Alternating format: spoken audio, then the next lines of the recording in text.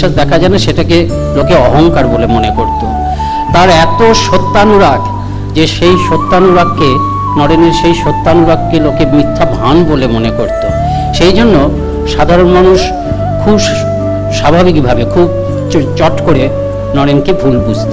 কিন্তু এই যে একবার যখন আলাপ হলো, তখন এমন দুজনের মধ্যে ভাব যে সারা জীবনে সেই মানে ভাব আর মানে শ্রেষ্ঠ বন্ধু দুজনে হলেন। এবং ঠাকুর যখন শুনলেন, ঠাকুর শুনে খুব খুশি হলেন।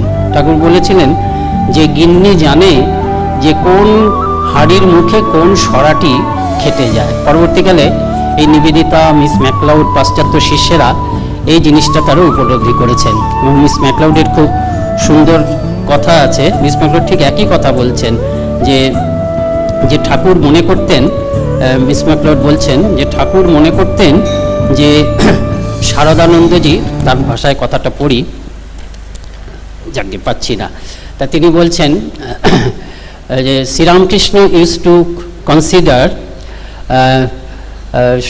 Saradananda as the saucer and Swami Vivekananda being the cup and the saucer. যে শারদানন্দজি হচ্ছেন, স্বামীজি হচ্ছেন কাপ এবং সেটাকে ধরে রাখে যে সসার, আমরা যেটাকে প্লেট বলি সাধারণভাবে, সেটা হচ্ছেন শারদানন্দজি। তার শরৎ এবং নরেন্দ্রনাথ এই দুজনের মধ্যে খুব ঘনিষ্ঠ সম্পর্ক হলো।